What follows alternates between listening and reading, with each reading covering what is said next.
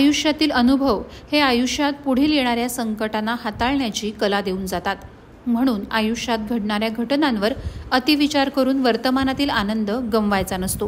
प्रत्येक क्षण हा आपल्याला नव्याने जगवायला शिकत असतो.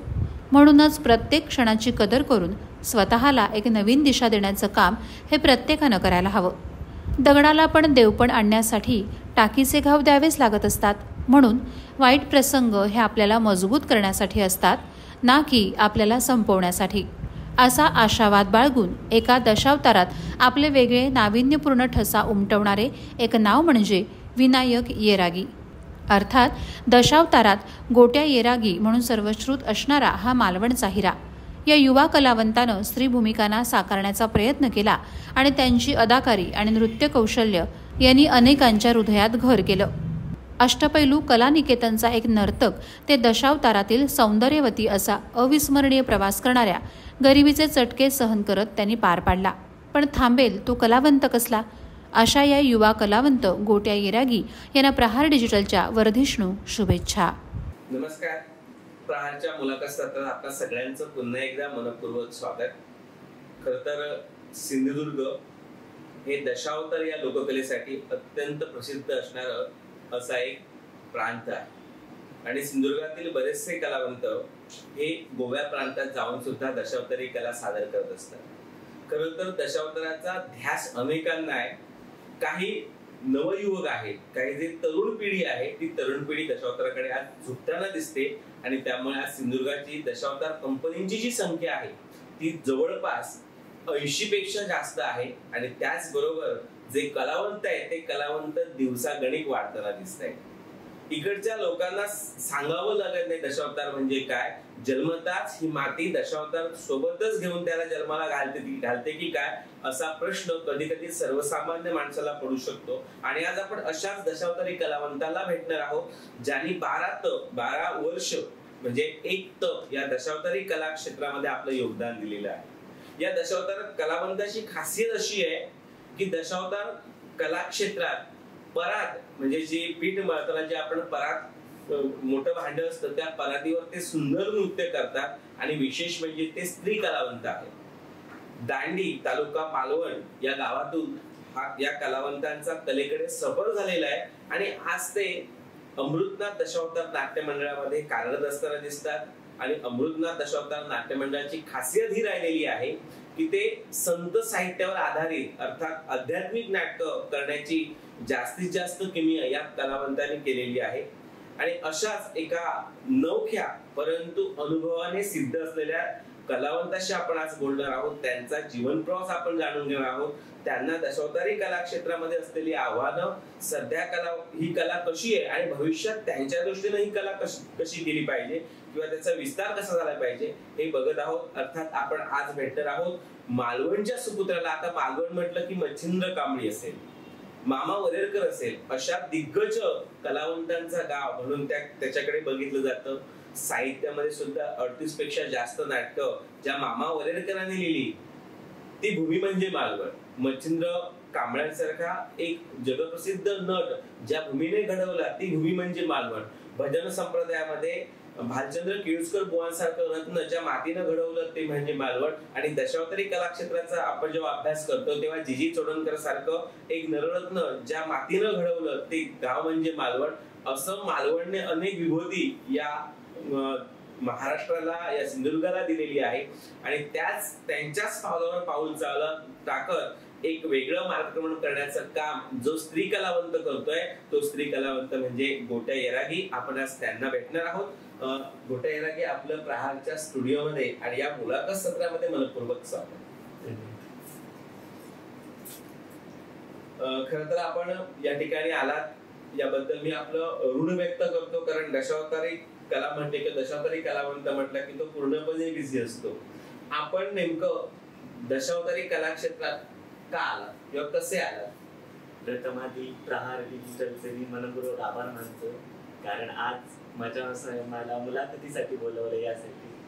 आणि खरोखर तर मला कित्येक म्हणजे नवतरुणांना सांगायचंय दशावतार म्हणजे काय आणि दशावतार आपली ही परंपरा युगानुयुग आपल्याला जपायची आहे. ती कोणत्या तऱ्हेने जपायची आहे की परंपरा म्हणजे जे आध्यात्मिक आहे किंवा पौराणिक आहे, काल्पनिक आहे किंवा ऐतिहासिक आपण जी चरित्र करतो त्यात आपण कोणत्या तऱ्हेने वाहून घ्यायचं किंवा त्याचा अभ्यास कोणत्या तऱ्हेने करावा हे प्रत्येकाने आपल्या गुरुवर्यांना किंवा आपण मार्गदर्शन ज्यांचं घेतो त्यांना विचारावं आणि त्याप्रमाणे चालावं. आणि तुम्ही म्हणालात त्याप्रमाणे दशावतार ही कला खूप मोठी आहे की आम्ही आता कुठेतरी त्या अथांग महासागरात कुठेतरी निघतं पाऊल टाकतोय आणि ते आत्मसात करण्याचा प्रयत्न करतोय. जरी 12 वर्ष झाली तरी सुद्धा मी अजून शिकण्याचा खूप प्रयत्न करतोय. तुम्ही दशावताराकडे कसं काय आलात? दशावतार म्हणण्यापेक्षा आमच्याकडे मांड भरायचा, वर्षातून एकदा मांडावर दशावतार हा सादर व्हायचा. आणि आमच्या घरातून म्हणजे हालाकीची परिस्थिती, माझ्या वयाच्या 3ऱ्या-4थ्या वर्षी माझे वडील आम्हाला सोडून गेले. त्याच्यानंतर पूर्ण 4 भावंडांचं कुटुंब एकटी आई सांभाळत होती. सकाळी मासे विक्रीसाठी जायची, ती दुपारी कधी घरी यायची हे आम्हाला सुद्धा कळायचं नाही कारण आम्ही त्यावेळी शाळेत असायचो. आणि घरी आल्याच्या नंतर पुन्हा आम्ही घरी येईपर्यंत ही मासे आणण्यासाठी बोटीकडे गेलेली असायची, म्हणजे होडी असायची, ती घेऊन येईपर्यंत आम्ही सगळी झोपलेली असायची. परत सकाळी 4 वाजता ते उठून आपला व्यवसाय करण्यासाठी असं करत कसं आम्ही ही काटकसर करत एक वेळी आम्ही उपाशी सुद्धा झोपलेलो. म्हणजे अशी परिस्थिती होती की घरात काहीच नसायचं. मग त्यावेळी आम्हाला म्हणजे मावशी वगैरे असायची ती आम्हाला सांभाळायची किंवा आत्या वगैरे बाजूला होत्या त्या आम्हाला घेऊन स्वतःच्या घरी जाऊन जेवण वगैरे. अशा परिस्थितीत असताना शाळेत नृत्य म्हणजे सरस्वती पूजन दिवशी आम्ही डान्स वगैरे बसवायचो. त्या डान्समध्ये माझी बहीण सुचिता हिराटी हिने एक कोळी नृत्य बसवलेलं. त्या कोळी नृत्यात मी आणि माझा बाजूचा एक मित्र होता, तो असं दोघांनी सादरीकरण केलं. त्यात एक वावा मिळत गेली आणि त्यातून नृत्याची आवड झाली. त्याच्यानंतर नृत्य करत असताना चंद्रकांतजी हडकर यांचं आम्हाला बहुमोल असं मार्गदर्शन लाभलं. आणि त्याच्यानंतर मी अष्टपैलू कलानिकेतन ग्रुप जॉईन केला आणि त्यात म्हणजे निलेश काका म्हणजे निलेश गवंडी, नंतर प्रवीण पराडकर, चेतन हडकर, निकिता कुडाळकर म्हणजे असे चांगले डान्सर आम्हाला मिळाले. त्यांचं मार्गदर्शन आम्हाला मिळालं. आणि एक वेळी अशी स्पर्धा आली की क्रीडाची स्पर्धा व्हायची. त्या क्रीडाच्या स्पर्धेत 15 ते 20 मिनिटाचा डान्स करायचा. मग त्यावेळी करायचं का आणि 20 तरी कलाकार हवे. त्यावेळी मग सगळेजण आम्ही एकत्र राहिलो आणि चंद्रकांतजी हडकर त्यावेळी आले, म्हणजे कुलगुरू होते ते पुण्याच्या विद्यापीठाचे. आणि त्यांनी म्हणाले चला आम्ही एक डान्स बसूया, क्रीडाच्या स्पर्धेला उतरावं. त्यावेळी त्यांनी तो नागमणी पण डान्स बसवला, छत्तीसगड जिल्ह्यातील नागमणी हा डान्स बसवला आणि तो आम्ही सादरीकरण केला. त्यावेळी आम्हाला पहिला क्रमांक मिळाला. त्याच्यानंतर दुसरी फेरी चेन्नई येथे लागली, तेथे सुद्धा आम्ही प्रथम क्रमांक मिळवला. आणि असं करत असताना चालू असताना वर्षातून एकदा मांडावर दशा होता. त्यावेळी म्हणजे गोट्या चव्हाण, गणेश राणे आणि महेश राणे हे दशावतार म्हणजे यायचे तिथे. स्त्री भूमिका करणारे म्हणजे गोट्या चव्हाण आणि गणेश राणे हे फक्त ठाऊक होतं आम्हाला. आणि त्यावेळी म्हणाले याला सुद्धा घेऊया, आता कोणतरी पुढे कोणतरी तयार व्हायला हवं, याला सुद्धा घेऊया. म्हणून ते वर्षातून एकदा म्हणून ते मला रंगवायला लागले. म्हणून मी तिथे ते त्यांच्या बरोबर जायचो, त्यांच्यावर सादरीकरण करायचो. जशी सामाजिक नाटकाची रेसल होते, तालीम होते, तशी आमच्या नाटकाची तालीम होती दशावताराची. आणि ते झाल्याच्या नंतर एक नाटक झालं त्याच्यावेळी. आणि अडलेलं पात्र कोणीतरी बाहेरून बोलवायचं, म्हणजे जे नाहीये अवेलेबल. त्यावेळी उदय मोरे तिथे आला, त्यांना बोलवलं होतं. श्री उदय मोरे यांनी मला बघितलं. त्याच्यानंतर समीर माडेश्वर यक्षिणी दशावतार नाट्यमंडळ त्यावेळी ते चालवत होते. त्यावेळी काय झालं ते मला माहिती नाही, फक्त 10वीची मी परीक्षा दिलेली. आणि म्हणाले जरा आमचं मत दिलं येईल का, तर म्हटलं काय झालं, नाही जरा आमच्याकडे स्त्री पार्ट कोण नाही तेव्हा तू ये. तर मी म्हटलं ठीक आहे येतो. त्यावेळी त्याच्याबरोबर मी रंबा करण्यासाठी म्हणून गेलो तिथे. त्याच्यानंतर ते 10वीची परीक्षा झाल्याच्या नंतर एप्रिल मे महिने 2 महिने मी त्यांच्या समवेत काढले. त्यावेळी तिथे श्री संतोष सामंत होते, श्री बाळू मांजरेकर होते, म्हणजे चांगले नावाजलेले कलाकार तिथे होते. ते म्हणाले, अरे हा तर चांगला दिसतो, सगळं काय व्यवस्थित आहे, पण याची भाषाशैली नाही, म्हणजे बोलण्यात संवाद वगैरे फेक नाही, तर काय करायचं. तर उदय मोरिये बोलले की याला मी तुमच्या स्वाधीन केलंय, आता काय ते तुम्ही पहा. त्यावेळी मग संतोष सामंतांनी म्हणायला, असू दे काही नाही, बघूया मी काय ते. मग ते आपल्या बरोबर घेऊन मला तिथे बसायचे, हे असं नाही असं बोल, हे असं नाही असं कर. आणि तेव्हा माझा अल्लड स्वभाव असल्यामुळे की लहान वयात एवढ्या मी काय करणार असा विषय होता. त्यावेळी एक म्हणजे ठोस जबाबदारी दिल्याशिवाय हा काही करणार नाही हे बाळू मांजरेकर यांनी जाणलं. आणि बाळू मांजरेकर म्हणाले, नाही आज प्रवेशाला आल्यावर मी हे विचारणार ते विचारणार, तो हे करू. आणि नक्की हा काय विचारेल काय नाही ही भीती होती, म्हणजे बाळू मांजरेकर काय विचारतील आणि काय करावं काय करावं. ह्यानी मला प्रवेश सांगितला, असं नाही असं विचारणार, हे असं सांग. मी झोपलोच नाही त्या, म्हणजे नाटक चालू होईपर्यंत झोपतात ते मी विसरूनच गेलो. आणि ते त्याचं मनन चालू केलं, आणि ते झोपलेले असताना सुद्धा ते मला बघायचे मी काय करतोय ते. आणि झाला प्रवेश वगैरे झाला. दुसऱ्या दिवशी सांगितलं, मी जर आज तुझ्यावर ही जबाबदारी नाही टाकली असती आणि मी तुला असं विचारलं नसतं, म्हणजे ही भीती तुझ्या मनात निर्माण केली नसती, तर तू काहीच करू शकत नाही. म्हणून ही भीती, आणि भीती जोपर्यंत मनात आहे तोपर्यंत तू कुठेही कमी पडू शकत नाही, असं त्याने मला त्यावेळी सांगितलेलं. म्हणजे मनात एखाद्या भूमिकेबद्दल जोपर्यंत भीती आहे तोपर्यंतच माणूस रंगभूमीवर जाऊन ती भूमिका सादर करू शकतो. खूप छान. पण अलीकडच्या काळामध्ये काही ज्येष्ठ कलावंतांचं तुमच्याबद्दल एक रोष आहे की तुम्हा कलावंतांना, म्हणजे नवोदित किंवा युवा कलावंतांना अजिबात भीती नसते. तुम्ही काय म्हणता या बाबतीत? मी तरी अपवाद आहे वैयक्तिक, कारण मी अजूनही कोणती भूमिका असू दे, मी अजूनही त्या भूमिकेचं मनन करतो.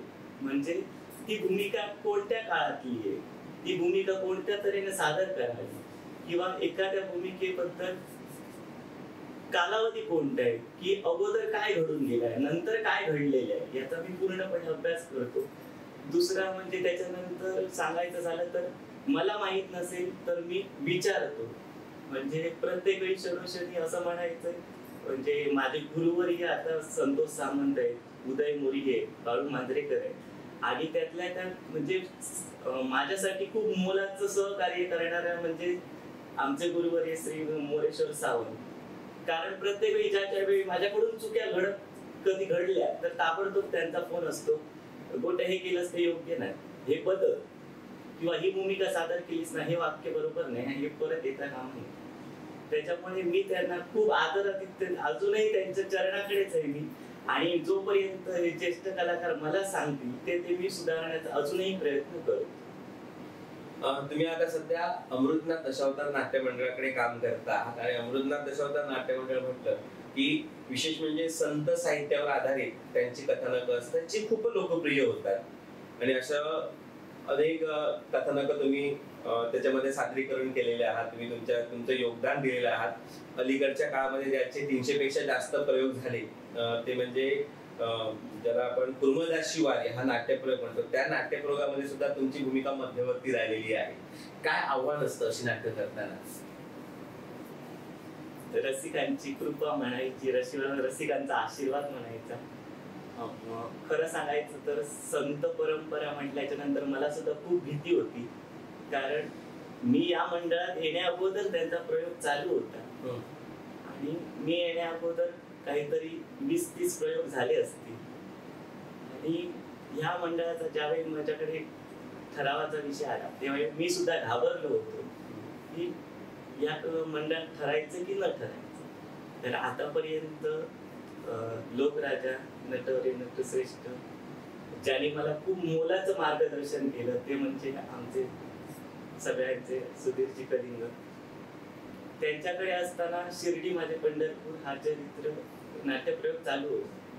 त्यावेळी शिर्डी माझी पंढरपूर हा नाट्यप्रयोग सादर व्हायचा. त्यावेळी शेतकऱ्याची बायको ही भूमिका मी सादर करायचो. त्यावेळी सुद्धा एवढे भाषा शैली वगैरे माझ्याकडे नव्हती, पण त्यावेळी ते सांगायचे ही भाषा अशी नाही, ही आध्यात्मिक भाषा आहे, वेगळ्या पद्धतीने. त्यावेळी एवढं दुर्लक्ष मी करायचो, तेवढं काय वाटायचं नाही. त्याच्यानंतर ज्यावेळी अमृतनाथ कंपनीचा ठराव आला त्यावेळी मनात एक भीती होती, कारण त्यांची नावाजलेली चरित्र होती, संत कालिदास, संत कानोपात्रा. आणि कानोपात्रा तर अक्षरशः सगळीकडे नाव होतं आणि त्या कानोपात्रा भागाचे 500हून अधिक प्रयोग झालेले होते. त्याच्यामुळे ठरायचं की न ठरायचं ही एक भीती होती. पण एक आव्हान होतं, ते आव्हान स्वीकारायचं ठरविलं आणि होय म्हटलं. त्याच्यानंतर कुर्मदासचे लेखक श्रीमान अनिल गोसावी यांनी ती मला भूमिका सांगितली, अशी नाही अशी आहे अशी. त्यावेळी मी त्यांनी सांगितल्याप्रमाणे त्यावेळी दिवशी सादरीकरण केलं, पण दुसऱ्या दिवशी नाही. मग ती जर ती अशी भूमिका असेल, जर ती वेश्या असेल, नाचणारी असेल, तरी सुद्धा तिला काहीतरी त्या भूमिकेशी काहीतरी आहे, म्हणजे ती कोणतरी समाजात देण्याकारी आहे, किंवा ती का भूमिका म्हणजे तो व्यवसाय का करते ती, याचा मी थोडाफार अभ्यास केला. आणि ऐतिहासिक पुस्तक वाचता वाचता शिवाजी महाराजांच्या काळात सुद्धा वेश्या व्यवसाय करणाऱ्यांनी सुद्धा शिवाजी महाराजांना मदत केली असा उल्लेख मला मिळाला आणि त्यात नावं होती. त्यावेळी म्हटलं मग ही भूमिका मी अशी केली तर, मग त्या भूमिकेचं मी पूर्णपणे अभ्यास करायचा ठरविला आणि ते मी त्या लेखक अनिल गोसावी यांच्याशी बोललो. तर उत्तम कल्पना आहे, ते म्हणाले तू करून बघ तशी. आणि त्याच्यानंतर माझ्याकडे नृत्याचा अनुभव असल्यामुळे तो एक माझ्याकडे प्लस पॉइंट होता. त्याच्यामुळे ते सादरीकरण करताना आध्यात्मिक भाषा कशी असते याचाही अभ्यास केला.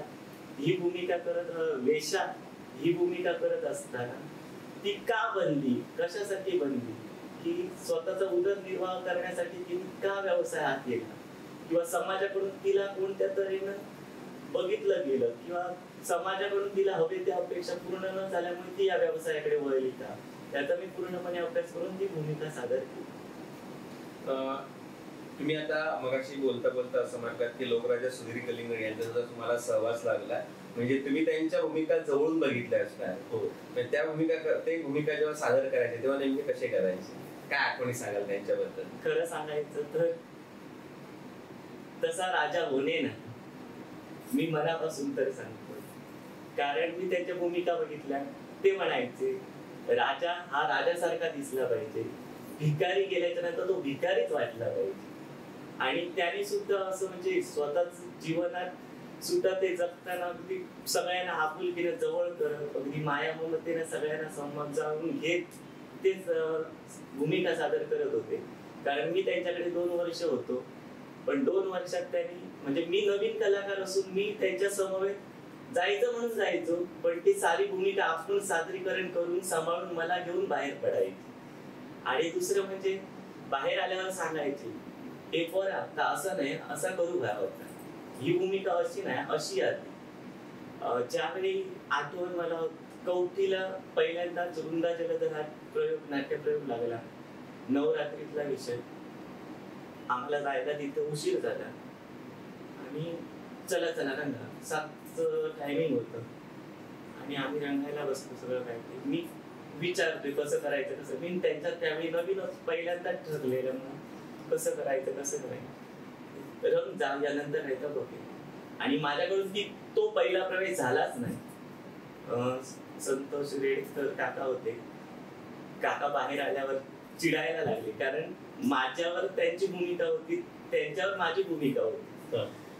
ते माझ्यावर चिडायला लागले, कारण मला असं म्हणजे हडतोड करून कोणी बोललेलं मला तर चालत नव्हतं, कारण मी कधी अनुभवलेलंच नव्हतं. त्याच्यामुळे मी रडायला सुरुवात केली. तर त्याने पाहिलं आणि आले, अरे काय नाही दशावतार आहे, आज नाही भूमिका झाली ना उद्या होईल, चल ये. आणि त्यांनी अक्षरशः मला स्वतःच्या बाजूला बसवलं आणि मला सांगितलं आता माझ्याबरोबर तुझा प्रवेश आहे ना, मी सुधीर कलिंगड आहे हे विसरून जा, मी एक कोणतरी तुझं पातिव्रत्य ते भ्रष्ट करायला आलेलीच व्यक्ती असं समजून भूमिका कर. मला ढकलून द्यायचंय ना वापरून ढकलूनच द्यायचं. मी मोठा कलाकार आहे, तो तुमच्या इथे तुमच्या समवेत असलो की रंगभूमीवर नाही आहे तसाच तो प्रवेश करायचा. आणि तो प्रवेश माझ्याकडून त्यांनी सांगितल्याप्रमाणे केल्याच्या नंतर मरेडकर काका वगैरे सगळेजण मला अगदी आपल्या बाजूला घेऊन वगैरे सांगायला लागले, तो प्रवेश केलास ना तसा. मग हळूहळू त्यांच्यात मिक्स होत गेलो आणि त्यांच्याकडून भूमिका शिकत गेलो. आणि भूमिका शिकत असताना काही काही वेळे ते सांगायचे, वाचन महत्वाचं, दशावतार करण्यापेक्षा तुमच्याकडे काय आत्मसात केला आणि वाचन किती आहे, शब्दकोश किती आहे हे बघा. म्हणजे ते अक्षरशः न आणि न, नळातला न आणि बाणातला न यातला सुद्धा फरक सांगायचे. म्हणजे माझा उच्चार कधीतरी चुकून व्हायचा, बाहेर आल्यावर सांगायचं तो शब्द असा नव्हता, असा होता. त्याच्यामुळे त्यांच्याकडून ते आत्मसात होत गेलं आणि मग थोडंफार वाचन चालू झालं. आणि वाचन करत करत चालू असताना त्या कंपनीत असताना महत्वाची भूमिका म्हणजे सांगायचं झाली तर आमचे पंढरीनाथ घाटकर काका, त्यांनी तर मला खूप सांभाळून घेतलं, म्हणजे स्वतःच्या मुलाप्रमाणे सांभाळून घेतलं.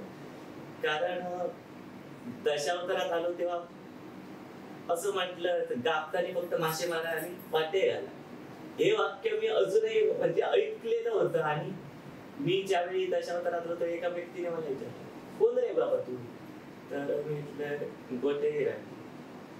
कोण जात कोण? तर गाबी. गाबतानी दशावतार करूच नाही, मासे माराने वाटे घाला.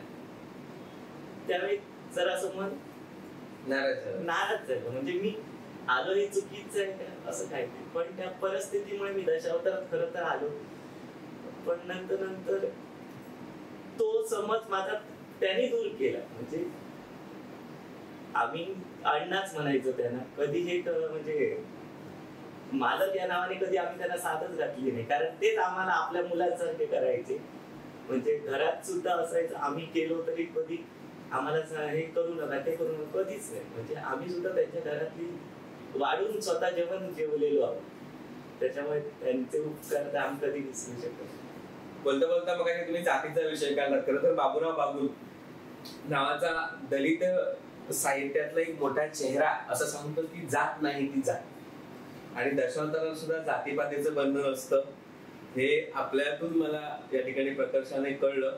खरं तर जातीचा आणि कर्तृत्वाचा कुठेही संबंध नसतो, म्हणून डॉक्टर आंबेडकरांसारखे महामानव सुद्धा संविधान करते होऊ शकतात.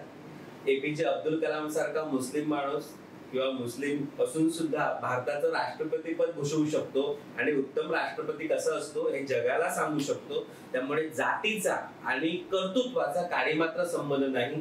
आणि याच जातीवर आपलं एक वेगळं वलय निर्माण करणारे जी चोडणेकर काका हे सुद्धा तुमच्या बरोबर काही काळ होते. त्यांच्याबद्दल तुम्ही काय सांगाल?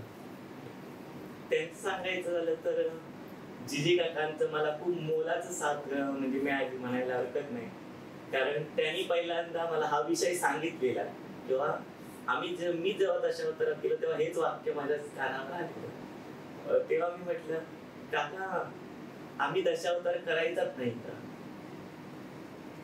तर असं नाही, स्वतःचं अस्तित्व निर्माण करायचं आणि त्या माणसांना दाखवून द्यायचं आम्ही जातीपेक्षा कलाकार श्रेष्ठ.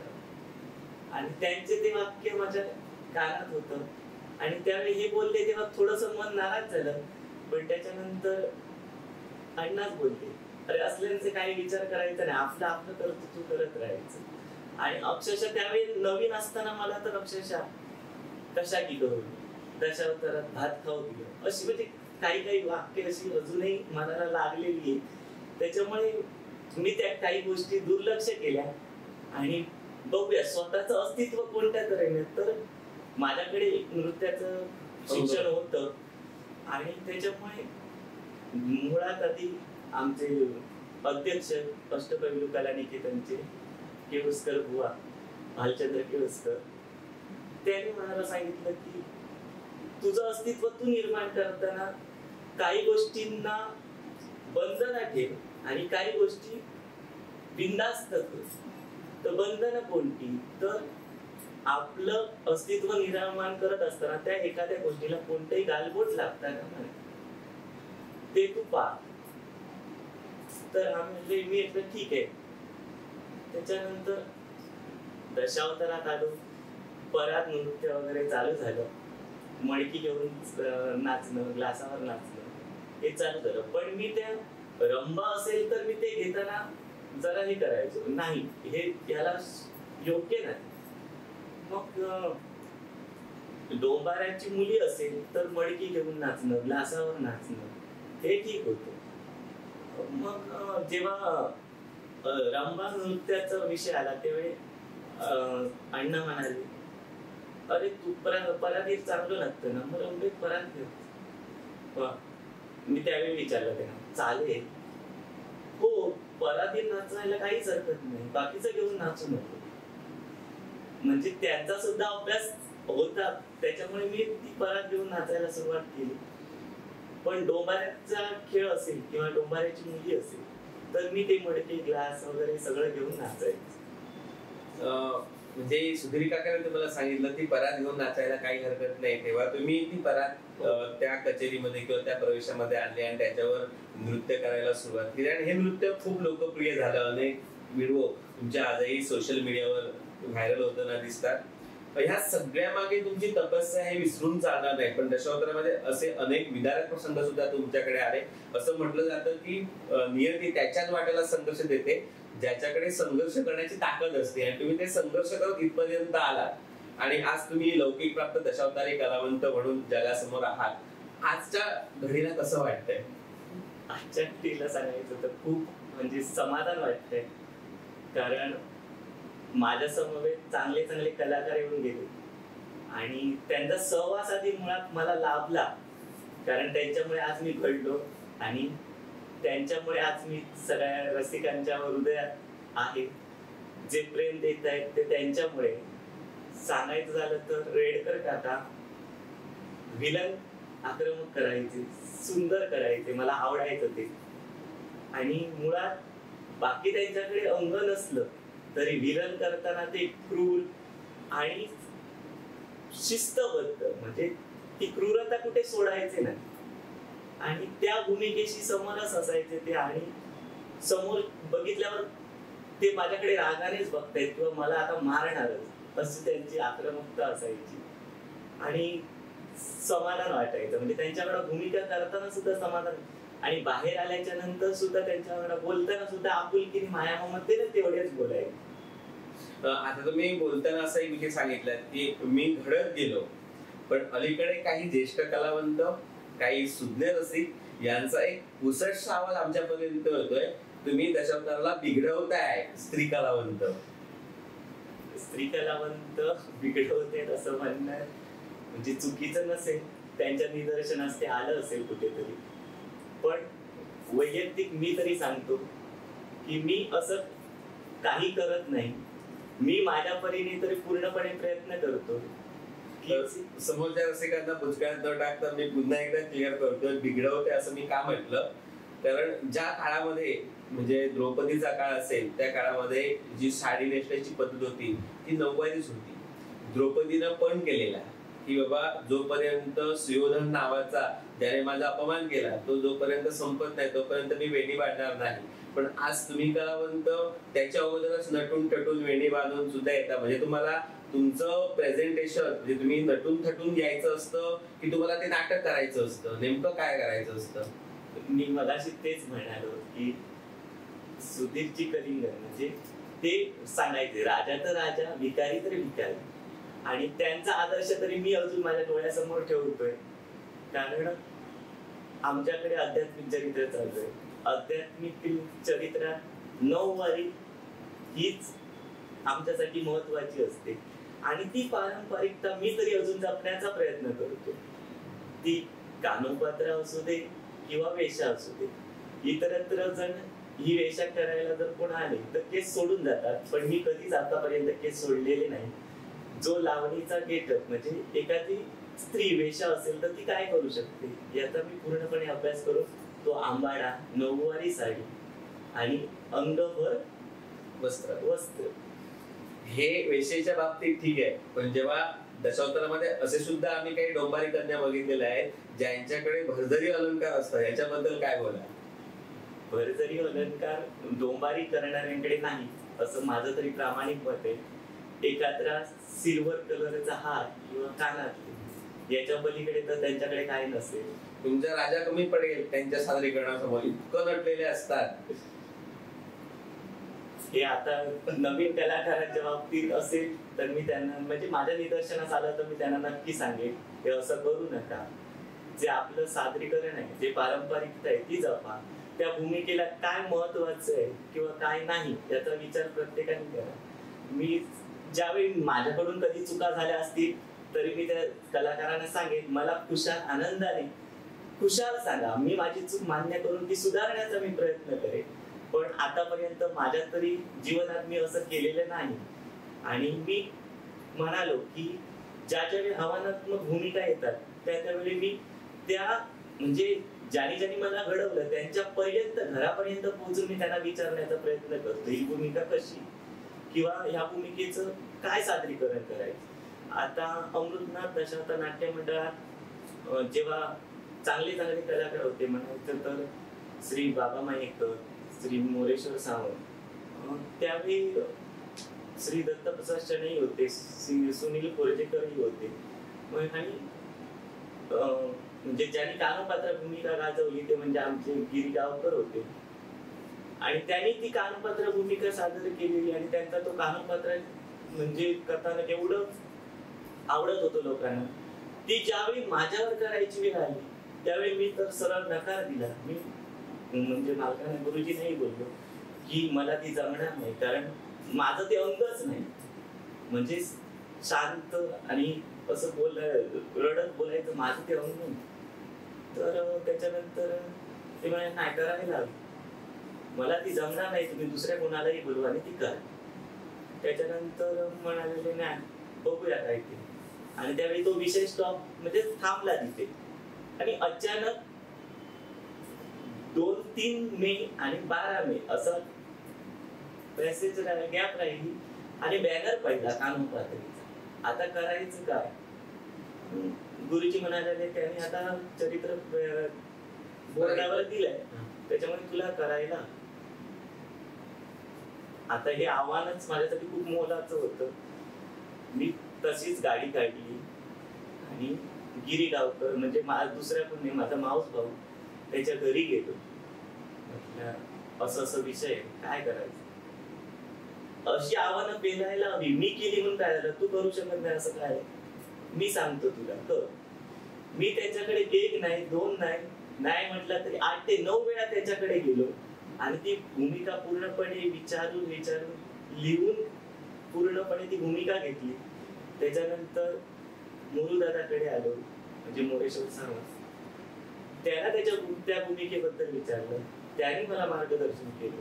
त्याच्यानंतर मी सहकलाकारांशी बोललो, म्हणजे भूमिका कशी करायची. म्हणजे कुर्मदास जरी हे करत असले, दाजी मुंडी श्री दाजी मुंडी जरी करत असले तरी दाजी दादाला मी हे विचारलं, तुम्ही त्यावेळी कराल त्यावेळी काय करायचं या भूमिकेशी, म्हणजे गिरी दादा काय करायचं, तू काय करायचं, किंवा बादशाह बरोबर बाबा काका काय करायचे, बाबा काका बादशाह करायचे तेव्हा गिरी त्यांच्या समोरच काय करायचं. मग ते अशी भूमिका करून मी ती सादरीकरण केली. त्याच्यानंतर संगीताचा म्हणजे गायनाचा प्रश्न आला, अभंग वगैरे होते ते.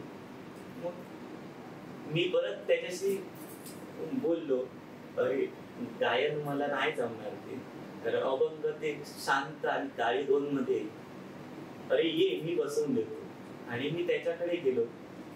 आमचा दिनेश राहू तो पेटी वाजवायचा आणि तो आणि मी असे तिघांनी बसून ते अभंग बसवले. नंतर आमचे बुवा संतोष गोसावी यांच्याशी बोललो. त्यांच्या डोक्यात केव्हाचाही नाट्यप्रयोग असू दे, बरोबर त्यांना माहिती असतं हा प्रयोग झाल्याच्या या प्रवेशाला ही भूमिका हा असा करायचा, हे असं करायचं. मग त्यांनी सुद्धा थोडं मार्गदर्शन केलं आणि अशाने ती भूमिका आम्ही सादरीकरण केली. आणि कानोपात्रात चरित्र सांगायचं तर मी अजूनही बघितलं नव्हतं त्यांचं, फक्त नाव ऐकून होतं. खरं तर मी या ठिकाणी मुद्दाम कौतुक करेन, आभार मानेन ते गिरीगावकर यांचं, की माझा कोणतरी सहकलावंत ही भूमिका करतोय आणि माझ्यापेक्षा त्याची चांगली झाली पाहिजे म्हणून तुम्ही जे योगदान दिला हे खूप महत्वाचं आहे. खर तर आमच्या दशावतारी कलावंत मानधन किंवा आपण पैशाच्या बाबतीत भले गरीब असतील, पण मनाच्या बाबतीत मात्र श्रीमंती त्यांची ओथंबून वाहत असते. ज्याने ज्याने सहकार्य केलं तुम्हाला या भूमिका समजवण्यासाठी, आणि तुमचं विशेष कौतुक, तुम्हाला लाज वगैरे नाही वाटली इथपर्यंत जायचं 8-8 त्यांच्याकडून रिपीट करून घ्यायचं? कारण बऱ्याच स्त्री कलावंतांना ती लाज वाटते दुसऱ्यांना विचारण्याची. खरं सांगायचं तर लाज बाळगण्यापेक्षा आपल्याला काय आत्मसात करायचं हे महत्वाचं होतं. मुंज होऊन साखर खाणं गरजेचं आहे, आणि तरच आपण कलाकार होऊ शकतो हे मला तरी माहिती होतं. त्याच्यामुळे मी त्याच्याजवळ बोलत असताना सुद्धा मी त्याला अहो जावच करून बोलतो अजूनही, आणि एकमेकांशी अगदी आम्ही गोडी गुलाबीने अजूनही वागतो. भाव नातं असलं तरी आम्ही मित्राप्रमाणे सुद्धा एकामेकाच्या गळ्यात गळे घालूनही अजून वावरतो. आज 5-6 वर्ष झाली की विशेष करून स्त्री कलावंत जो असतो तो स्वतःला स्टार समजतो. तुम्ही 12 वर्ष झाली तरी अजूनही तुम्ही त्या चाकोरीबद्ध आयुष्यातच जगताय. खरं तर तुम्ही स्टार व्हायला पाहिजे होतं किंवा स्टार समजायला पाहिजे होतं. आम्ही सगळं म्हणजे असं म्हणण्यापेक्षा, स्टार होण्यापेक्षा रसिक किती आपल्याला मोठं करतात हे महत्वाचं होतं, आणि त्या रसिकांच्या मनापर्यंत पोचणं हे गरजेचं होतं.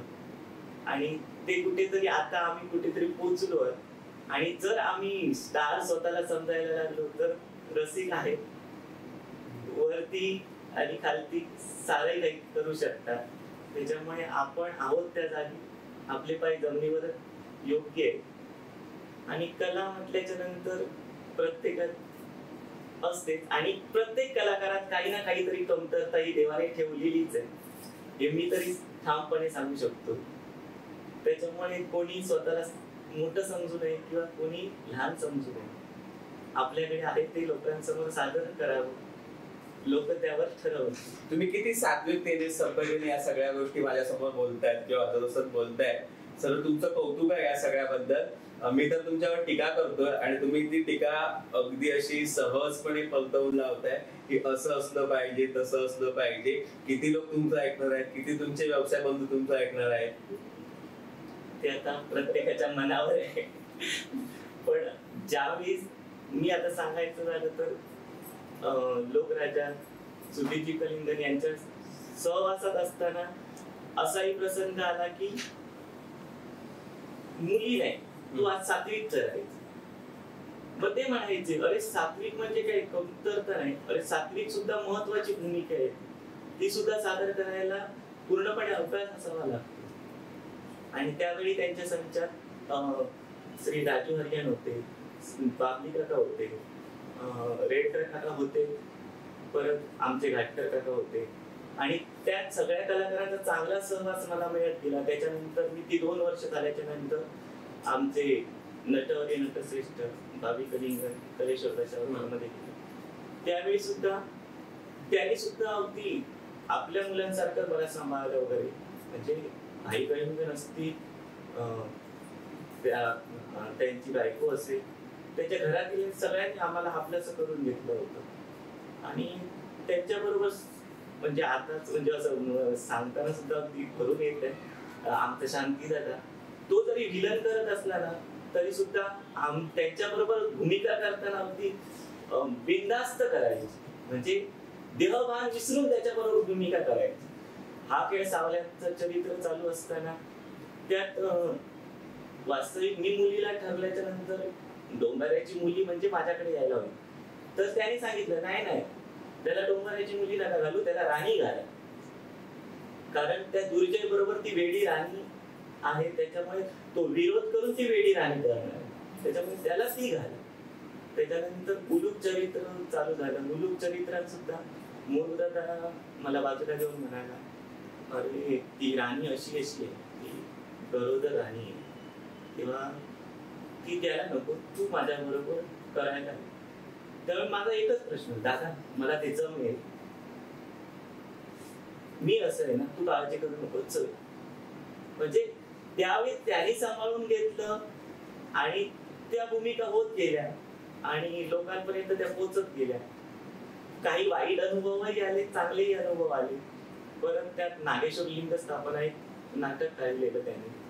त्यात नाग आणि नागी यांचं नृत्य असायचं. त्यावेळी तर अक्षरशः लोकांनी एवढं उचलून धरलेलं की बक्षिसांचा पाऊस असायचा. आणि त्या मिलिंद नाईक होते आणि मी. मिलिंद नाईक ते नाग करायचे आणि ती नागी. ही सुद्धा कशी होती, प्रेमाचा प्रवेश, प्रेमाचा शृंगारी प्रवेश झाल्याच्या नंतर ती विलर. मग त्यात सुद्धा म्हणजे संचालक भाईकडे म्हणले नागिन गोट्यातच जाऊन दे. म्हणजे एक एक भूमिका अशी जबाबदारीची त्याने सुद्धा बिंदास माझ्या अंगावर लोटून दिली. आणि त्यात मग एकमेकांना विचारत आणि एक म्हणायचे की आमच्या वाईटना म्हणायचे या 10 लोकात कमीपणा झाला त्याचा वाईट वाटण घेऊ नको, पण ते 100 लोकात कमीपणा आपला होता का म्हणे याची काळजी. आणि ते काही वाक्य अशी म्हणजे एक पीठ डोक्यात राहिली आणि मनाच्या ठिकाणी त्या आठवणी तशाच राहिल्या. त्याच्यामुळे प्रत्येक गोष्टी कमीपणा आम्हाला कशात वाटला नाही. भले आमच्यापेक्षा लहान कलाकार असू दे, त्याच्याबरोबर प्रवेशाला जाताना सुद्धा अजूनही मी त्यांना विचारून जात किंवा माझ्या नंतर तो दशावतारात आला म्हणून मी कसं विचारतो असं मी आतापर्यंत कधी म्हटलं नाही. मी त्या कलाकारांना सुद्धा विचारतो. हे खरं तर चांगल्या मनाचं द्योतक आहे. ज्येष्ठ कलावंत किंवा जे दिग्गज कलावंताच्या रांगेमध्ये आहे ते सगळे कलावंत ह्या गोष्टी करतात. विजेता वेगळं काही करत नसतो, जे करतो तो वेगळेपणाने करत असतो आणि आपण तेच करताय. आणि म्हणूनच आज आपण लौकिक प्राप्त दशावतारी कलावंत म्हणून उदयास येण्याचा तुमचा हा जो काही काळ आहे तो सुरू झालेला आहे. पण नेहमी आपण म्हणत असतो की चाकात हवा गेली की चाक पंक्चर होतं, पण डोक्यात हवा गेली की माणूस पंक्चर होतो. त्यामुळे ती डोक्यात हवा जाता कामा नये, ते सगळ्यात असणं महत्वाचं आहे. पण अलीकडच्या काळामध्ये जेव्हा आपण दशावताराचा अभ्यास करतो तेव्हा विशेष करून स्त्री कलावंतांकडे जेव्हा आपण बघतो तेव्हा अनेक काही जे अलीकडच्या काळातले कलावंत आहेत त्यांच्या डोक्यामध्ये खूपच हवा गेलेली दिसते. तुम्ही याच्याबद्दल काय सांगाल स्त्री कलावंताचं प्रतिनिधी म्हणून?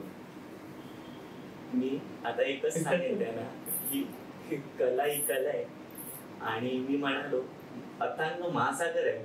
कला ही अथांग महासागर आहे. आता कुठंतरी नुकतं आम्ही पाऊल टाकतोय. त्याच्यामुळे ती कला आत्मसात करण्यासाठी आतापर्यंत जुन्या कलाकारांनी जेवढे आटोकाट प्रयत्न केले, मग खडतर प्रवासही त्यांनी केलेले. त्याच्यामुळे आपण त्यांचं अनुकरण करायला हवं आणि आपणही कुठेतरी त्यांच्याकडून मार्गदर्शन घ्यायला हवं. आणि खरी दशावतार कला काय त्याचा पूर्णपणे आधी अभ्यास करा. आणि आपण कोण मोठे आहोत असं म्हणण्यापेक्षा ते मोठे त्यांच्याकडे आपण कितपत आहोत याचा विचार प्रत्येक कलाकाराने करायला. एक खूप सुंदर विचार आपण या मुलाखतीच्या अनुषंगाने अनेक युवा पिढींसाठी मांडलेल्या, युवा कलावंतांसाठी मांडलेला आहे की आपण नेहमी कमी आहेत असं समजून जेव्हा भूमिका करतो तेव्हा भूमिका खऱ्या अर्थाने ती मोठी होत असते. आपण मोठे आहोत म्हणून लोकराजा सुधीर कलगुंजर उगाचच लोकराजा झाला नाही, कारण त्यांनी भूमिका जगल्या. प्रत्येक भूमिका त्याने नाविन्य आव्हानात्मक भूमिका स्वीकारल्या आणि म्हणून तो लोकांसाठी राजा ठरला. असा लोकराजा होणं नाही असं तुम्ही वारंवार सांगताय. त्याचं कारणच हे आहे आणि तुम्ही अनेक गोष्टी त्यांच्या अनुषंगाने आज उलगडल्या की त्यांची काही काही वाक्य सुद्धा तुम्हाला प्रेरणा देणारी ठरली. म्हणजे 10 माणसाचा अपमान झाला तरी चालेल पण 100 माणसाचा अपमान होता कामा नये. मग ह्या सगळ्या गोष्टी करत असताना तुम्ही ते दशावतारी कलावंत असतात, विशेष करून स्त्री कलावंत जे भूमिका करतात ते तुमचं बिराड एकत्र लावलेलं असतं. अशा बिराडामध्ये सुद्धा काही विभिन्न प्रकार घडतात असं मला लोकांकडून कळलं. हे खरं आहे का? आम्ही तर स्वतःच्या डोळ्याने पाहिलं नाही, पण मी माझ्या वैयक्तिक जीवनात सांगू तर रंगमंच आणि बिराड एवढा माझा जीवन प्रवास असतो. ज्यावेळी मी मेकअपला बसतो, मेकअप झाल्याच्या नंतर माझा दुसरा बिराड असेल तर रंगमंच आणि रंगमंच झाल्याच्या नंतर दुसरं बिराड असेल तर आपण मेकअप करतो ती झाली. म्हणजे असे आरोप होत आहेत की काही स्त्री कलावंत खाणाखुणा करतात, म्हणजे जे दशावताराला चुकीचे. काही ज्येष्ठ कलावंतांचं असं म्हणणं आहे की ते जायला सुद्धा लाज वाटते. म्हणजे एवढं तुम्ही स्त्री कलावंतांनी, विशेष करून युवा स्त्री कलावंतांनी बिघडवलेलं आहे दशावतार आणि उदयाचं खापर तुमच्या माथ्यावर फुटणार आहे. आता खरं सांगायचं तर आम्ही तरी अजून असं म्हणजे वैयक्तिक जीवनात आम्ही तरी असं काही केलं नाही. आणि दुसरं म्हणजे जर आमच्या कुठे निदर्शनास आलं तर मी तर वैयक्तिक सरळ सरळ सांगतो, हे असं करू नको, हे चुकीचं आहे. की रंगभूमी आणि आपला रंगकोर, आपण रंगदेवता म्हणून त्याच्याकडे पाहतो, मग त्याचं सुद्धा आपण कुठेतरी जतन करायला हवं, त्याचा सुद्धा कुठेतरी मान ठेवायला हवा, त्याचा कुठे अपमान होता का म्हणे, ही आपली जबाबदारी आहे प्रत्येक कलाकाराची. तो नवीन असू दे किंवा जुना असू दे, प्रत्येकाने ती सांभाळायला हवी. हे तर माझं वैयक्तिक मत आहे. तुम्ही जरी पुरुष असतात आणि स्त्री कलावंत म्हणून तुम्ही जेव्हा भूमिका करता तेव्हा खरं तर तुमच्याकडे स्त्री म्हणूनच बघितलं जातं आणि दशावताराचा तो वेगळा बाज आहे. म्हणजे आजही रसिक विचारतात तुमच्याकडे स्त्री पार्ट कोण आहे आणि त्याच्यावरून कंपनीचं उंची ठरवली जाते. आणि आज असे खूप लौकिक प्राप्त स्त्री कलावंत होऊन गेले, मग ते स्वर्गीय धोंडी मानकर असतील, आता सद्यस्थितीमध्ये असेल ते आपा नवी काका असतील, बाबी वेंदुरकर काका असतील, अलीकडच्या काळामध्ये जर आपण बघितलं तर ओमप्रकाश चव्हाण काका असतील, हे असे अनेक दिग्गज कलावंत मी आपल्या भूमिका सादर केल्या आणि ते लोकप्रिय झाले. पण आजचे जे स्त्री कलावंत आहेत ते भूमिका कमी आणि नको ते चाळे जास्त करताना दिसतात आणि लोकप्रिय होताना दिसतात, असा आरोप होतोय आपल्यावर. तुमच्याबाबत आलेल्या कोणत्याही स्त्री कलावंताला मी असा प्रश्न विचारला नाही. आज मात्र मला विचारावं असं वाटतंय, म्हणजे तुम्हाला आत्मचिंतन करणं गरजेचं आहे, तुम्हाला विचारणं गरजेचं आहे, खरंच ह्या गोष्टी व्हायरल लागलेत का? तुम्ही याच्याकडे कसं बघता स्त्री कलावंत म्हणून? मी तर सांगेन की स्त्री कलाकारांनी आपलं मर्यादा राखायला हवी प्रत्येकाने. मी असं सांगे वैयक्तिक असं माझ्यावरून सांगत नाही किंवा कोणाचं नाव घेऊनही सांगत नाही. प्रत्येक जण स्त्री कलाकार म्हणून ठीक आहे, पण स्वतःच्या जीवनात जीवन जगताना हा पुरुष आहे, याने प्रत्येकाने आपली मर्यादा सांभाळायला हवी. जीवन हे फक्त आपल्याला स्त्री कलाकार म्हणून रंगभूमी एवढंच ठेवायला हवं. वैयक्तिक बाकी जीवनात आपलं जीवन जसं आपण जगत असतो, आपला संसार आहे किंवा आई वडील आहे, आपण त्यात मुलगा म्हणून त्यांच्याकडे जायला हवं आणि ते आपल्याकडे मुलगा म्हणून पाहतात. आपली जबाबदारी आहे आई वडिलांना सांभाळण्याची किंवा घरदार सांभाळण्याची, तिथे आपण स्त्री नाही जावं. पण आता अलीकडच्या काळामध्ये काही स्त्री कलावंत 24 तास स्त्री असतात. पूर्वी फक्त 3 तास किंवा 2 तास स्त्री भूमिका केल्या जायच्या आणि त्यांचे हावभाव किंवा बऱ्याच वेळा मी असं ऐकलंय की ते आई शब्द सुद्धा काही स्त्री कलावंत म्हणायचे ना, ते असं काळजाप्रमाणे घुमायचं, म्हणजे इतका त्यांचा अभिनय भारी होता किंवा ते इतके सहज सुंदर अभिनय करायचे. आज मात्र तुम्ही इतकी सगळी सजावट करून अभिनयाच्या बाबतीमध्ये झिरो दिसताय. अभिनय सांगायचं झालं तर प्रत्येक गोष्टीचा अभ्यास असतो, अभिनय हा महत्वाचा आहे. दशावतारात माझ्या समोर म्हणजे आपले कोकणचे बालगंधर्व म्हणून त्यांना ते ओमप्रकाश चव्हाण होते माझ्या समोर 1 वर्ष. त्याच्यानंतर आमचे श्री सुधीर तांडेल होते. परत 1 वर्ष माझ्या समोर जेव्हा नटवरे बाबीबाई यांच्याकडे ठरलो त्यावेळी आमचे प्रशांत मिस्त्री काका होते. यांचे सुद्धा मी अनुभव चांगल्या तऱ्हेने घेतले, कारण त्यांचे अभिनय लोकांच्या अगदी हृदयाला भिडायचे. चव्हाण काकांचे तर उभी राहिल्यावर हावभाव हे लोकांपर्यंत अक्षरशः एखाद्या स्त्रीला सुद्धा लाजलेले एवढे होते. त्याचप्रमाणे म्हणजे प्रशांत काकांचे अनुभव सांगायचे तर दुःखी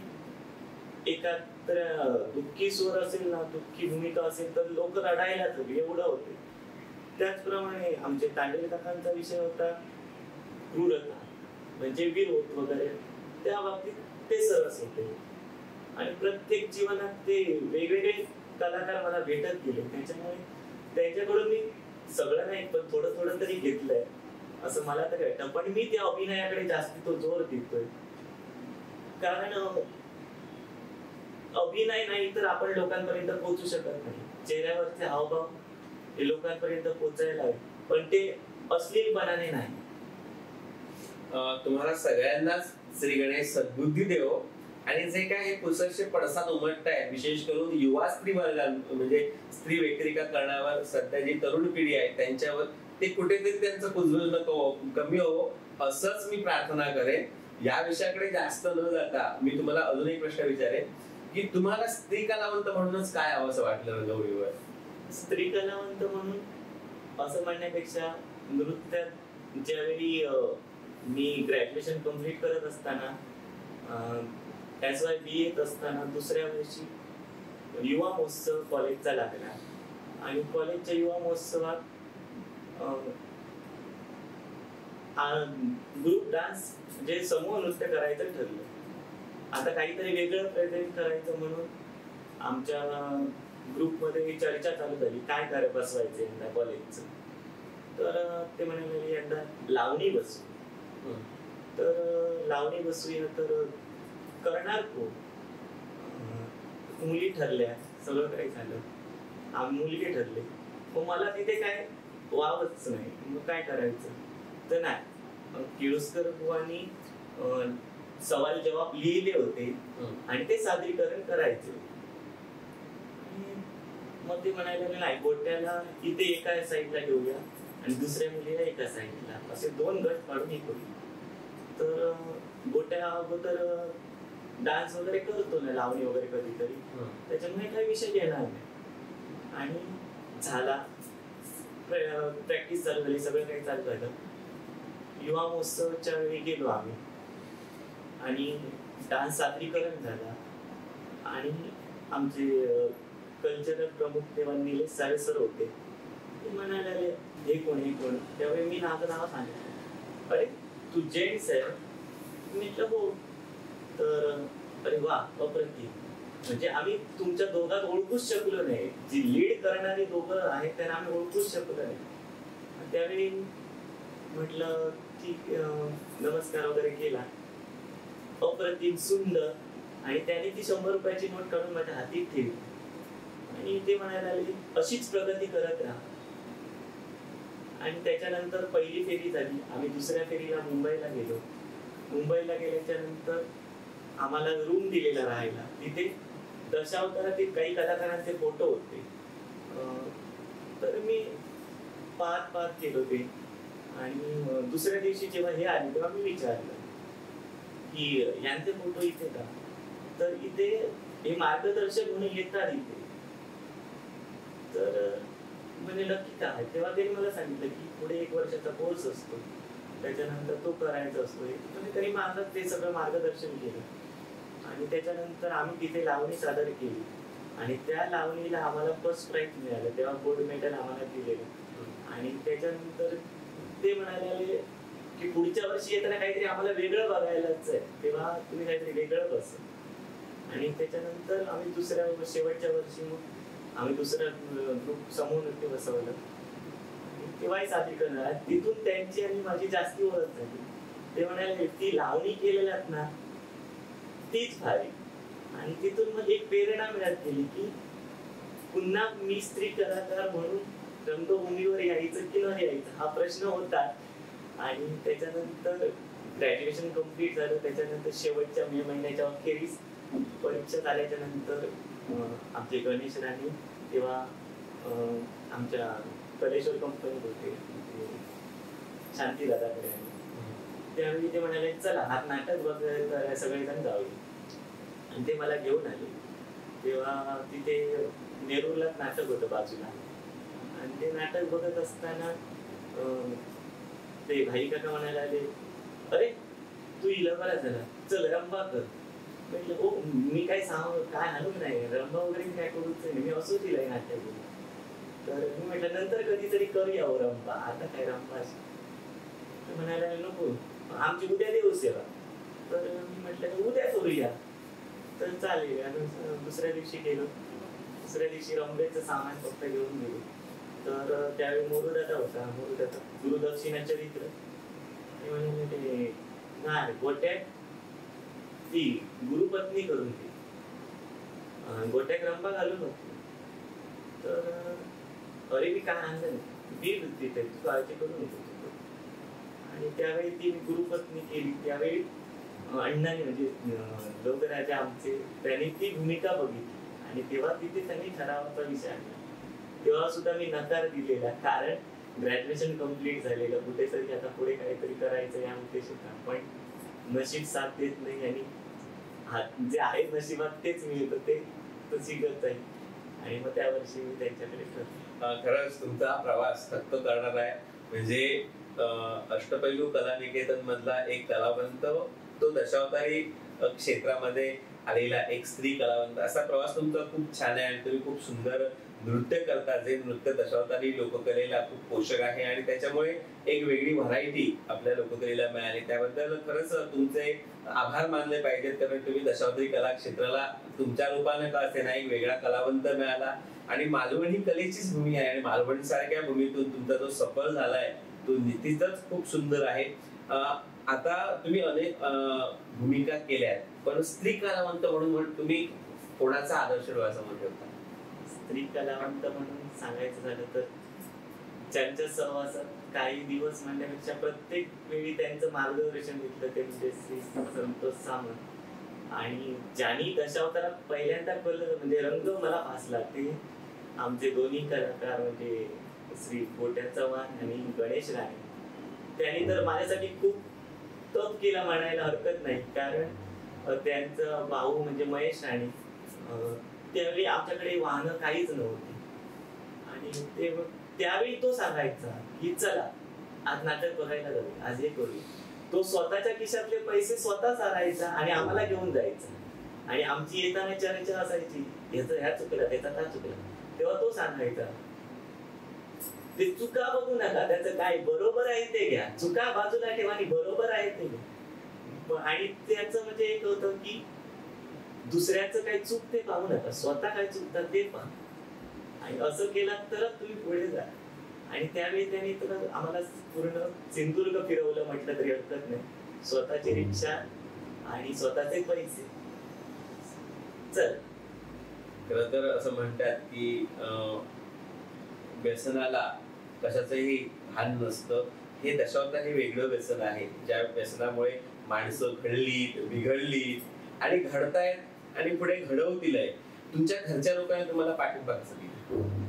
मुळात या कलेला माझ्या घरच्यांचा विरोध होता, पण माझी बहीण होती ती माझ्या बरोबर होती. ती म्हणजे ती डान्स वगैरे पहिल्यांदा बसवायची, नंतर नंतर ती घेऊन जायची. आणि ज्यावेळी कुठे जायचा विषय यायचा त्यावेळी मोठा प्रश्न असायचा. त्यावेळी माझ्या मावशीचे मिस्टर म्हणजे विनायक पवार, ते मागे कोरोनाच्या ऑफ झाले, त्यांचा तर मला खूप सहकार्य असायचं की मावशी आणि मावशीचे मिस्टर म्हणजे एखादी जरी साडी हवी झाली तरी सुद्धा ते मला आणून द्यायचे त्यावेळी, किंवा एखादं कुठचं सामान हवं झालं तरी सुद्धा त्यांच्याकडे लाड असायचे जास्ती करून, कारण आमची तेवढी परिस्थितीच नसायची. आणि घरात आधी अन्न शिस्त की नाही हा मोठा विषय असायचा. शिक्षण घेताना सुद्धा एक खडतर प्रवास होता माझ्यासाठी तो, शिक्षण घ्यायचं की न घ्यायचं. म्हणजे 12वी पर्यंत शिक्षण ठीक होतं, पण पुढे ग्रॅज्युएशन करायचं की न करायचं. त्यावेळी सुद्धा बहिणीने सांगितलं तू शिकायची इच्छा आहे ना शिक. आणि मोठ्या भावाने तर 10वीतूनच शिक्षण सोडलं. म्हणजे त्याला समजायला लागल्यापासून तो मासेमारी करायला जायला लागला आणि एका बाजूने शिक्षण तो घेत होता. आणि आम्हाला मासेमारीतलं काहीच येत नव्हतं, त्याच्यामुळे आम्ही तिकडे जाऊ शकत नव्हतो. असं ते अडचण होती आमच्या सगळ्यांना. आई मिळून दर दिवशी किती आम्हाला 4 भावंडांना किती देणार आणि काय देणार. त्यावेळी म्हणजे आत्या आम्हाला सहकार्य करत होती, मावशा सहकार्य, मामा सहकार्य करत होते, पण तरी सुद्धा त्यांचेही प्रपंच होते. त्या संघर्षात चालू असताना एक कलावंत कुठेतरी जागृत होता आणि जायचं तर करायचंच, आता काही होऊ दे. नंतर काही जणांचा विरोधही झाला की तू कुठेतरी काम धंदा कर, दशावतार सोड. आणि ज्यावेळी आता कुठेतरी नावात करतोय ते चांगलं आहे, आता हेच कर. खरंच आपण आज गोट्या येरागी यांचा प्रवास जाणला. त्यांच्या प्रवासातले अनेक चढउतार तुमच्या समोर त्यांनी मांडण्याचा प्रयत्न केला. स्त्री कलावंत म्हणून त्यांची शपथ कशी राहिली, कोणकोणती आव्हानं त्यांना आली आणि या आव्हानांवर सुद्धा मात करत त्यांचा प्रवास आज अगदी प्रहारच्या स्टुडिओ पर्यंत येऊन ठेवला. खरंच मी पुन्हा एकदा आपलं मनपूर्वक ऋण व्यक्त करतो. आपण या ठिकाणी आला, तुमचं सोज्वळ सात्विक ग्रुप या मुलाखत सत्राच्या रूपानं पडद्यामागचा कलावंत कसा असतो, फक्त तुम्ही 3 तास लोकांना हवे असतात, पण तुमच्या मागे काय व्याप असतात किंवा कशी दुःख असतात, म्हणजे अन्न न मिळावं एवढी सुद्धा परिस्थिती तुम्ही भोगलेल्या आहात आणि या परिस्थितीवर तुम्ही ठाम उभे राहून आज हा पल्ला गाठलेला आहात. खरंच गणपती तुम्हाला उदंड आयुष्य देवो. या दशावतारी कला क्षेत्रामध्ये अजून तुम्हाला चांगलं यश प्राप्त हो, कारण तुमची अजूनही शिकण्याची वृत्ती आहे. डॉक्टर आंबेडकरांचं एक छान वाक्य आहे, ते म्हणतायत की माणसानं नेहमी विद्यार्थी राहिलं पाहिजे, कारण जो विद्यार्थी राहतो तो सतत शिकत असतो आणि आपलं जीवन कधीच परिपूर्ण नसतं. आणि दशावतारी कला क्षेत्रात अनेक स्थित्यांतरे प्रवाह येतात, त्या प्रवाहाशी आपण तडजोड करत पुढे जाणं हेच महत्वाचं असतं. त्यामध्ये तुम्ही स्त्री कलावंत, त्यामुळे मर्यादेचं भान सुद्धा इतर स्त्री कलाकारांनी बाळगायला हवं, असाही तुमचा एक छान विचार या अनुषंगाने आम्हाला अनुभवायला मिळाला. एकंदरीत आपल्या बरोबर बोलताना अनेक गोष्टी आम्हाला कळल्या. मी पुन्हा एकदा तुमचं मनपूर्वक ऋण व्यक्त करतो. तुम्हाला पुढच्या प्रवासासाठी शुभेच्छा देतो. तुमच्याकडून चांगल्या चांगल्या आव्हानात्मक भूमिका लोकांना बघायला मिळतील हे सुद्धा या ठिकाणी आशावाद व्यक्त करतो. तुम्ही आमच्या स्टुडिओ पर्यंत आलात, अर्थात तुम्हाला आणण्यासाठी संजय पाटील काका सुद्धा या ठिकाणी उपस्थित होते. त्यांनी सुद्धा आम्हाला खूप सहकार्य केलं ही मुलाखत लोकांपर्यंत येण्यासाठी. त्यांचंही ऋण व्यक्त करतो आणि तुम्हाला शुभेच्छा देऊन मी इथे थांबतो. मनपूर्वक आभार, धन्यवाद आणि खूप खूप शुभेच्छा. आपण इथे बोलवलात त्याबरोबर मी खूप खूप आभारी आहे. आणि रसिकांचं प्रेम, आपुलकी असंच आमच्यावर सदैव राहावी ही त्यांच्याजवळ प्रार्थना. धन्यवाद.